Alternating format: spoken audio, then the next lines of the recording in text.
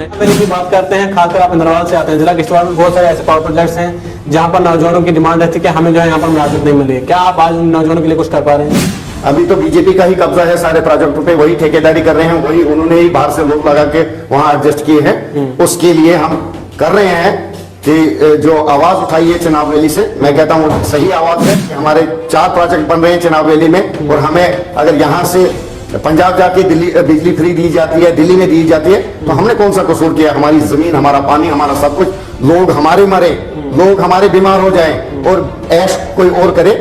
Government को चाहिए, दिल्ली को चाहिए कि हमारे साथ एक एग्रीमेंट करे, कम से कम चुनाव रैली को पावर फ्री मिलना चाहिए। 200 यूनिट बिजली का वादा आप लोगों ने किया था, अब आप लोग कह रहे हो कि 100 मीटर स्मार्ट मीटरिंग नहीं होगी तब तक बिजली नहीं दी जाएगी। वो किसी ने नहीं कहा, जहां मीटर लगाने की जरूरत होगी वहां मीटर लगेंगे। उमर साहब, जहां नहीं लगाने की जरूरत है, जहां मेरी कॉन्स्टिट्यूंसी में अभी 40% बिजली है ही नहीं, कई इलाकों में तो मीटर लगाने की कहां से बात आ गई? अपनी कॉन्स्टिट्यूंसी में लगने नहीं दूंगा। तो एलजी इंतजामिया भी यही कह रही थी कि स्मार्ट मीटर लगाओ, अगर आपको फैसिलिटी चाहिए तो पैसे खर्चने पड़ेंगे। अब आप लोग भी वही कह रहे हो, तो फिर आम लोगों को क्या फायदा यहाँ की चुनी सरकार से? मतलब आपने कॉन्स्टिट्यूंसी में जो है स्मार्ट मीटर नहीं लगाना होगा। फिलहाल तो मेरे पास बिजली नहीं है, 40% लोगों को बिजली है, स्मार्ट मीटर कहां से लगेंगे? 5 सालों में आप उन तमाम लोगों को जो है वो बिजली मुहैया कर पाओगे जहां पर बिजली नहीं है? 101% साल के अंदर, 5 साल की बात नहीं, 1 साल के अंदर। जम्मू कश्मीर के अंदर 2 ऐसे नौजवानों की मौत वाकया हुई है, जिसमें एक बारामूला का ट्रक ड्राइवर है और जिला कठुआ के बिलावर इलाके का माखन दीन है।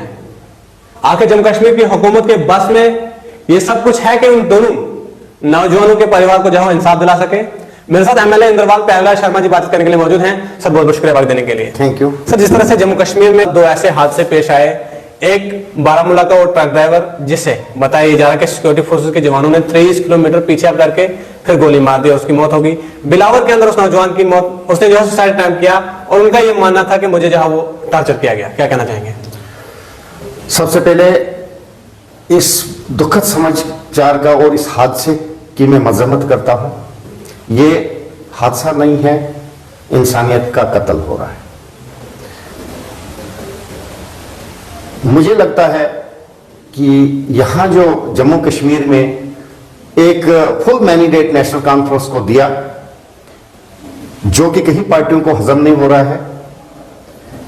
जैसे ये यूटी है, स्टेट नहीं है, होम डिपार्टमेंट सारा सेंटर के अंडर है, सारा कंट्रोल इवन कि आपके एसएचओ, आपके कांस्टेबल का भी कंट्रोल दिल्ली में है। मैं एलजी इंतजामिया से, हम तो अपने सीएम साहब को कुछ बोल ही नहीं सकते हैं, क्योंकि उन तक है ही नहीं कुछ ये बेल्ट फोर्स के कुछ कंट्रोल करने पर। तो मैं एलजी साहब से ये कहना चाहता हूं कि क्या आप क्या चाहते हो? 1990 यहां फिर लाना, ये हो क्या रहा है? ये दौर हमने देखा है, 1990 में भी ऐसे ही टॉर्चर किया गया, बाप के सामने बेटे को मारा गया, बेटे के सामने बाप को मारा गया, और यहां के लोकल जवान मजबूर हो गए गान उठाने पे। और उसके बाद जब बेल्ट फोर्स ने लोगों के अंदर जाना शुरू किया, लोगों का प्यार लेना शुरू किया, लोगों को प्यार देना शुरू किया, और आपको 4-5 साल में यहां से जम्मू कश्मीर में 99% मिलिटेंसी का खात्मा हुआ। वो तब हुआ कि जब आपस में प्यार हुआ और लोगों ने कहा कि ये बेल्ट फोर्स हमारे लिए है, पुलिस हमारे लिए है, हमारी दुश्मन नहीं है। प्यारेलाल जी, अभी आपने कहा कि कुछ पार्टियों को हजम नहीं हो रहा, आपका कहने का क्या मतलब? ये 2 हाथ से इसके पीछे किसी पार्टी का हाथ है? नहीं, आप बताइए मुझे। पुलिस इन्वेस्टिगेशन कर रही है, अगर कुछ नहीं निकलता है बंदे को छोड़ रही है, लेकिन किस शर्त पे छोड़ रही है, क्या कर रही है? मुझे तो शक हो रहा है, क्योंकि हम स्टेटहुड मांग रहे हैं, उस हमारी आवाज को दबाने के लिए कुछ खदशात हो रहे हैं कि हालात खराब हो जाए, इनका जहन जो डाइवर्ट हो जाए और स्टेटहुड की तरफ ध्यान खत्म हो जाए। मेरा मानना है कि मुझे शक हो रहा है कि ऐसी चीजें अभी तक, जब 10 साल यहां एलजी शासन रहा, बीजेपी सरकार रही, तब तो हमने ये हादसा नहीं देखा।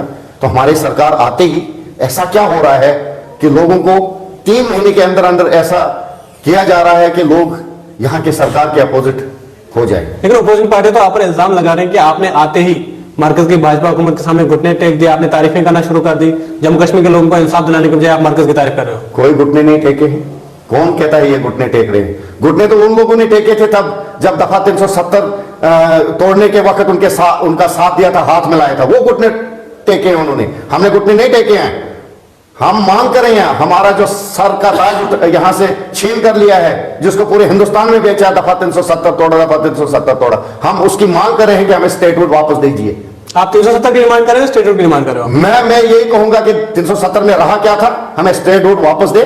हमें चाहिए अपना ताज, अपना स्टेटहुड। जब 11 खुद हमें चाहिए स्टेटहुड में जो स्पेशल स्टेटस है वो हमें वापस चाहिए। तो हिमाचल, बाकी बिहार वगैरह 11 स्टेटों में है, तो हमने कौन सा गुनाह किया? आप इस मैनिफेस्टो में तो आर्टिकल 370 की बहाली भी था, आज आप कह रहे हो कोई बात नहीं, पहले तो स्टेट देने दो, उसके बाद देख लेंगे, उस तक भी पहुंचेंगे। हमारा जो मिशन है, हमारी सरकार का मिशन है, हमारे लीडर का जो मिशन है, हमारा काम कुर्सी पे बैठ के कुर्सी को घुमाना नहीं है। हम देख रहे हैं अगर लोगों को इंसाफ नहीं मिलेगा, उसके लिए भी हम अपने हाईकमान से, अपने पार्टी के हाईकमान से मिलेंगे, क्या फैसला लेंगे वो हम उसके लिए भी तैयार हैं। अपोजिशन पार्टी आज भी आप पर इल्जाम लगा रही है कि दिल्ली भी एक यूनियन टेरिटरी है। क्या 200 यूनिट बिजली फ्री देने में जो है स्टेटहुड की जरूरत पड़ती है? क्या जो वादे आपने किए हैं वो वादे पूरे करने के लिए जो है स्टेटहुड होना जरूरी है? जो वादे हमने लोगों से किए हैं, अभी हमें 3 महीने ही हो गए हैं, हमारी पार्टी, हमारा चीफ मिनिस्टर वादा बंद है। हम लोगों के जो साथ जो वादे किए वो पूरा करने के लिए वादा बंद है, और हम पूरा करके रहेंगे। हमारी सरकार पूरा करेगी, हमारा चीफ मिनिस्टर पूरा करेगा। नेशनल कांफ्रेंस ने कहा था कि 3 महीने के बाद हम रिपोर्ट कार्ड पेश करेंगे। आप तो 3 महीने के बाद अपने कोई रिपोर्ट कार्ड हमारे सीएम साहब ने तैयार किया है। आने वाले वक्त में आपको पता चलेगा कि हमारे सीएम साहब ने क्या क्या काम किए। क्या स्टेटहुड के बिना यहाँ पर जम्मू कश्मीर के लोगों का कोई काम नहीं होगा जब तक रियासत का दर्जा नहीं मिलेगा? देखो होगा, लेकिन जो हम चाहते हैं स्टेट में काम करना, उसके लिए अड़चन बन रही है। और किसी भी तरीके अड़चन बन रहा है वो कहने की जरूरत नहीं, वो सबको पता है कि यूटी में कौन अड़चन बन रहा है, कौन नहीं बन रहा है। क्या प्यारेलाल शर्मा जी ने अगर किसी IAS अफसर को या KS अफसर को फोन किया हो किसी काम के लिए, कहीं उसने मना किया कोई बात आपके किसी मसले पर जाकर कि ये काम नहीं होगा? नहीं, अभी तक तो नहीं किया। तो फिर कहां पर जहां अड़चन आ रही है? जब KS अफसर IAS अफसर नहीं कर रहा है मना, फिर कौन मना कर रहा है? फिर कहां पर आपके ये सारी बातें कहने की जरूरत नहीं है। स्टेट खाली हो चुकी है 10 साल में। आप जीपी नहीं दे पा रहे हो। अपने जो मुलाजिम का आखिरी हथियार होता है कि मैं अपनी बेटी की शादी करूं, अपने बच्चे की शादी करूं, अपना इलाज करूं, जीपी 6-6 महीने से आप नहीं दे पा रहे हो, तो स्टेट में है क्या? बीजेपी तो इस सिस्टम को खराब किसने किया है? जिनका शासन आज तक था। हमें तो 3 महीने हो गए। बीजेपी आप पर इल्जाम लगा रही है कि इतना बड़ा मैंडेट देने के बाद भी ये लोग जो है कुछ नहीं कर पा रहे, सिर्फ ये कह रहे कि हमें स्टेटहुड वापस दे दो। वो अपने आप को देखें और बीजेपी क्लियर करे कि उनको स्टेटहुड नहीं चाहिए। जो बीजेपी के यहाँ मेंबर है वो कहे ना लोगों में जाके कि हमें स्टेटहुड नहीं चाहिए। मैं देखता हूं उनके साथ कौन खड़ा होता है।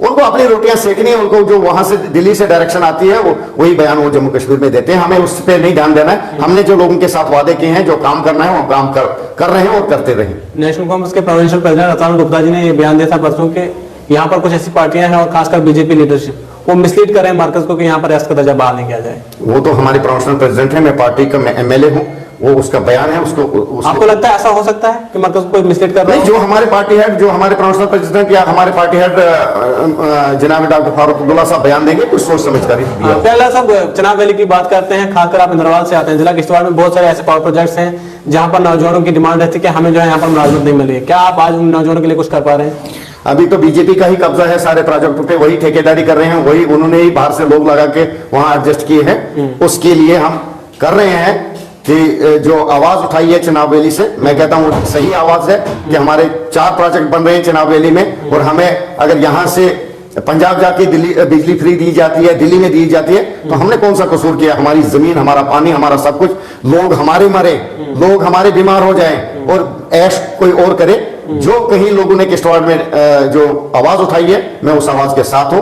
गवर्नमेंट को चाहिए, दिल्ली को चाहिए कि हमारे साथ एक एग्रीमेंट करे, कम से कम चनाब वैली को पावर फ्री मिलना चाहिए। 200 यूनिट बिजली का वादा आप लोगों ने किया था, अब आप लोग कह रहे हो कि 100 मीटर स्मार्ट मीटरिंग नहीं होगी तब तक बिजली नहीं दी जाएगी। वो किसी ने नहीं कहा। जहां मीटर लगाने की जरूरत होगी वहां मीटर लगेंगे। उमर साहब, जहां नहीं लगाने की जरूरत है, जहां मेरी कॉन्स्टिट्यूंसी में अभी 40% बिजली है ही नहीं कहीं इलाकों में, तो मीटर लगाने की कहां से बात आ गई? तो जिससे लोगों का बेनिफिट होगा, अगर लोगों को मीटर लगाने से बेनिफिट होगा कि वो बिजली फ्री पूरी हो सकती है उनको, तो मीटर लगेंगे। नहीं होगा तो मैं तो अपनी कॉन्स्टिट्यूंसी में लगने नहीं दूंगा। तो एलजी इंतजामिया भी यही कह रही थी कि स्मार्ट मीटर लगाओ, अगर आपको फैसिलिटी चाहिए तो पैसे खर्चने पड़ेंगे। अब आप लोग भी वही कह रहे हो, तो फिर आम लोगों को क्या फायदा हो यहाँ की चुनी सरकार से? वो मैं आपको एक बात बताऊंगा। स्मार्ट मीटर जब भी लगेंगे पहले सिटी में लगेंगे, ताकि जहां भी, जहां में तो हमारे गरीब लोग तो देहातों में 2-2 बल्ब जलाते हैं, वहां स्मार्ट मीटर लगाओ नहीं लगाओ कोई फर्क नहीं पड़ता। हमारे गांव में कोई 200 यूनिट से ज्यादा बिजली नहीं चलती। आपके कहने का मतलब है आपने कॉन्स्टिट्यूंसी में जो है स्मार्ट मीटर नहीं लगाने दोगे?